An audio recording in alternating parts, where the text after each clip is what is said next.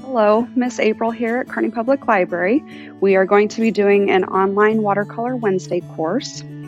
So I'm going to show you a brief outline of what we're doing. I'll show you our supplies, just some basic steps, and these are going to be things that you can do whether you're a novice or if you've painted for a lot of years. They're kid-friendly and adult-friendly. It's just something fun you can do from home. Okay, so today we are going to be making some different shaped cards for spring. Maybe you want to make something for Mother's Day, just something fun with some bright colors. And the supplies that I have today, I'm just using a regular colored watercolor palette. I've got paper towels. I'm going to show you guys how to use masking fluid. You're always going to want to use an old paintbrush, or I know that they have brushes that have kind of like a rubber nib at the top that you can use. Just know that if you use a regular paintbrush, it's probably going to ruin it because it does kind of gum up the bristles. I've got a pencil, stencil, I've got a ruler, water, my paper, and then I've got some Q-tips too. I always just kind of have some of those on hand in case if I need to use them for different small spaces or different textures. So what we're going to do, honestly, I just took a scrap of watercolor paper that I had at home, I folded it in half, and I wanted to do kind of a fun shape for the card. So I just used my ruler. I wanted to make sure that I left the folded part, that there is a gap that you're not cutting off, just so that you're not completely cutting your design in half. That way you've got your fun greeting card. And you can really do any shape you want. If you want to stick with the standard card, you certainly can.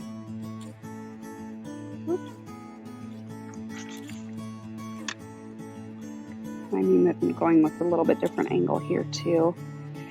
I basically just made it big enough so that I could get all of my flowers stenciled on there. So I've got my basic shape here, and I do not have my scissors with me, so I just cut off the edges so it opens nice like that, and you can write a message inside. And then with my stenciling, I'm just going to show you how I did one of the flowers. You can kind of choose whatever pattern or design you want. Maybe you have some other fun spring-looking stencils at home.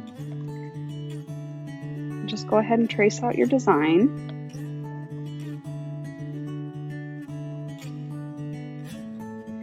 And I always like to let people know, if you use masking fluid, I like to just make sure I've got a window open or just some air circulating. Sometimes it has kind of an odor, and if you're sensitive to stuff like that, it can kind of give you a headache. So just work in a well-ventilated area if that's possible.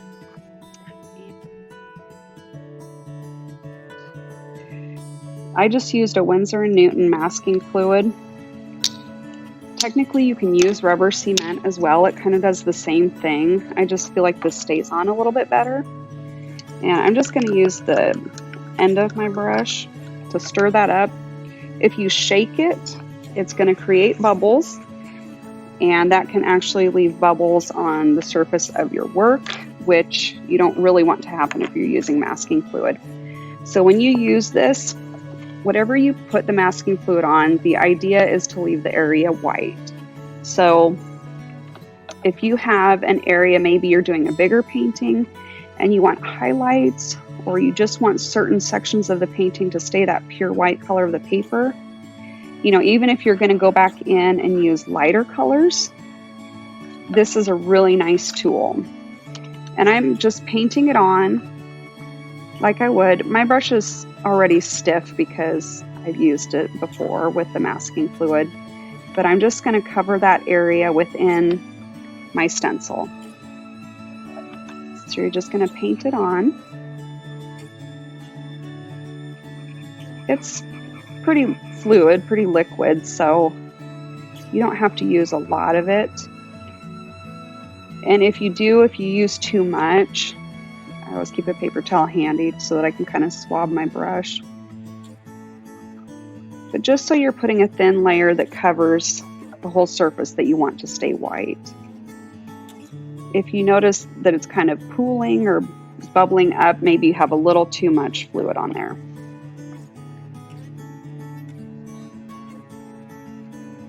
All right, so once you paint everything that you want to stay white, just set it aside and let it dry. And I just wipe my brush down just to get any of the extra liquid. Sometimes you'll get little gummy globs. That's normal. And then you can just use that brush again the next time.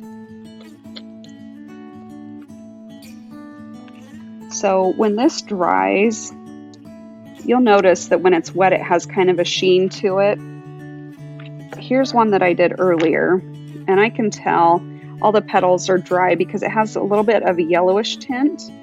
And then in the middle, I can kind of see there's still a couple of spots that are still not quite dry. So I'm going to let those set and dry, and then I'll show you how we're going to paint today.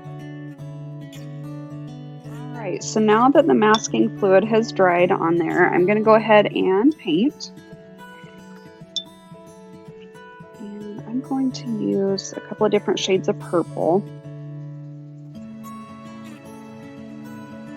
And this is where, you know, like if you want to use Q-tips, if you want to blot, I'm just going to kind of scrub my colors on there. You can decide if you want your textures to be smooth. I'm going to just kind of blot it because I really like the texture that that gives it. To me, it looks a little bit more like real flowers. And you see, I'm just letting the paint go right over that masking fluid. It's designed to resist, so it kind of pulls your paint away from it.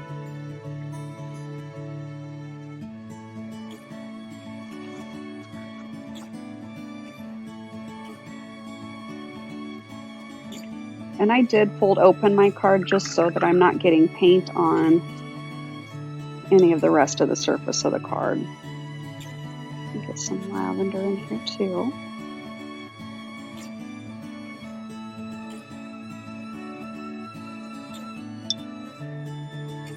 And I didn't use any tape on the edges of this, so I'm just going to try and really make sure that I'm not leaving a big pile of water.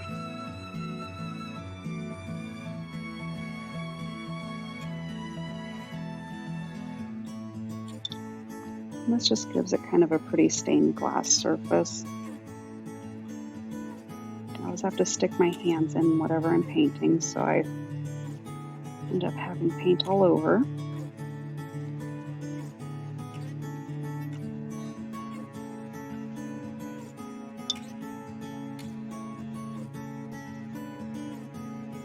So I'm just going to try and make a straight line on the edge.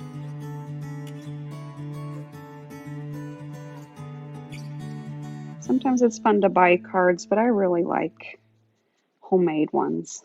I like it when my kids make cards for me too, so I still do that for people I care about.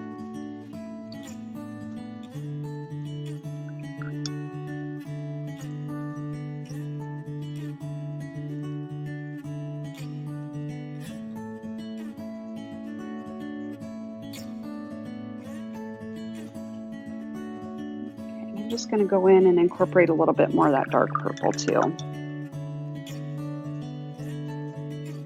You can choose any colors you like. So you can go as dark or as light as you want.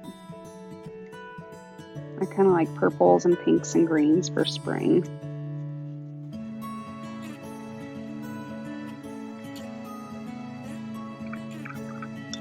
And I'm blotting quite a bit. You can see that that masking fluid is staying on there.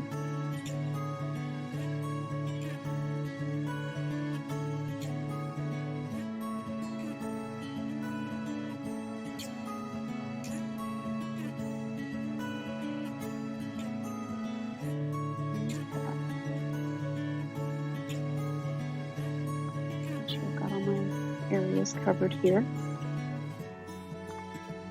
And if you think some of the colors are too dark, or maybe you don't like the way it's laid on there, you can always take your brush and put a little bit of water right back into the surface and blot it some more. You see how it's lifting up that color there?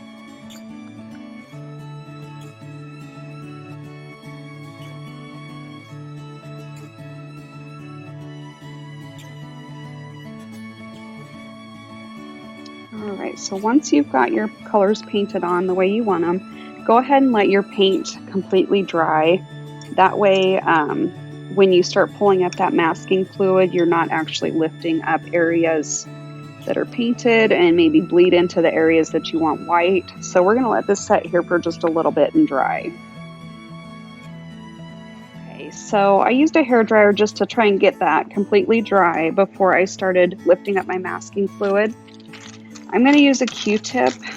Really, it works well if you use kind of a gummy textured surface, like if you use the end of a pencil eraser, or a lot of times I'll buy those gum erasers. But I'm actually just going to start pushing on the edge of that until there's something that I can grab onto. I will tell you though, if you're using your fingers and rubbing that across, sometimes it will rub paint into your surface. And I'm just going to make sure my Q-tip stays pretty clear.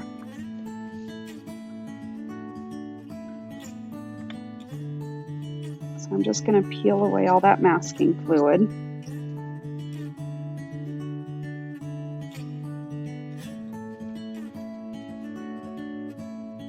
And if your paper tears, which mine did a little bit, you can always just go back over with a little paint and do touch up wherever you feel like you need it.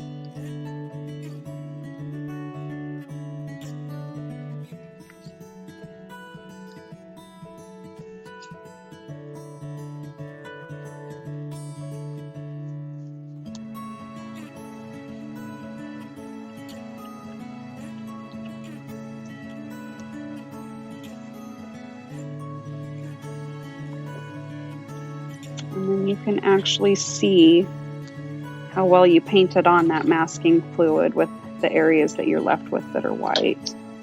Sometimes I'll accidentally miss some spots, or you'll have it carry over a little bit further than you thought it would, but it's really fun to see it after you pull all of the fluid off of there.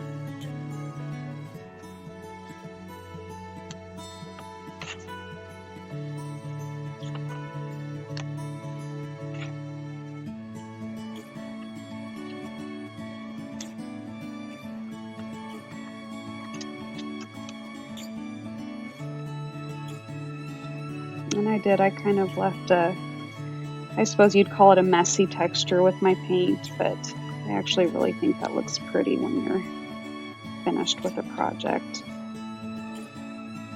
Flip to the other side of my Q-tip. I'm starting to get some paint color rubbing off of there, and I don't want that to bleed into my images here.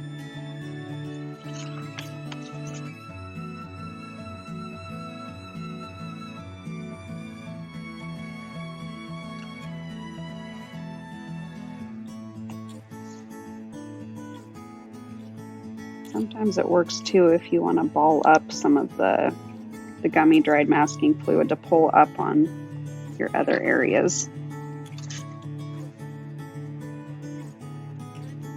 Okay, just a few more here.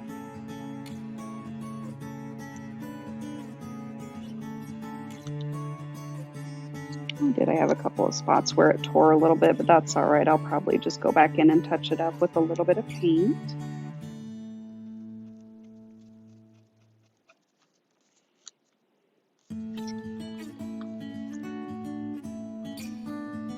Make sure I've got all of this off of there.